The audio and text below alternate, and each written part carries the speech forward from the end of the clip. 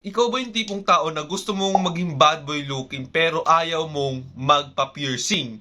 So ngayon mga pare, akong bahala sa inyo. Pwede nyo i-check yung Celestial Magnetic Round Earrings namin. Napakaganda niya mga pare. Ganito siya mga pare. Ito yung Celestial Magnetic Round Earrings namin. Makita mo diba?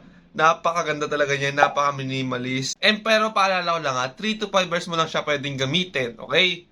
And syempre, kung ikaw naman yung tipong taong may butas ng tenga o may pwedeng magpa-piercing, ay highly recommended na i-try mo yung dalawa naming earrings. Okay? Meron kaming Celestial Round Earrings. Yung mga Celestial Round Earrings ay highly recommended na gamitin nyo siya tuwing casual, smart casual, semi-casual, mga ganon. Sobrang nag-elevate dun yung outfit mo. Okay? And next naman is yung Celestial cubic earrings ay highly recommended na gamitin mo siya tuwing formal, semi-formal, lahat ng mga formal. Pwede siya, bagay na bagay. Kasi mas mag-elevate dun yung outfit mo. Kasi yung cubic namin is medyo maliit siya, so bagay na bagay sa mga formal. And syempre, of course, sobrang halaga ng mga bracelet. Ano ba i-recommend sa inyong bracelet? Is syempre yung sleek bracelet by Steel Chick mga pare. Sobrang ganda niya, di ba? Napaka-minimalist na ito mga pare, oh.